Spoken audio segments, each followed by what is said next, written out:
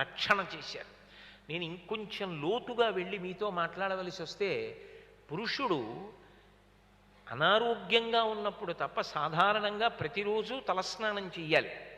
కానీ స్త్రీకి ఆ నియమం లేదు.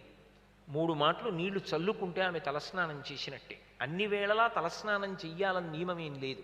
ఎందుచేత అంటే దీర్ఘమైన కేశభారం ఉంటుంది కనుక రోజూ తలస్నానం చేయడం అనారోగ్యకారకం అవుతుంది కాబట్టి శాస్త్రం విధించలేదు.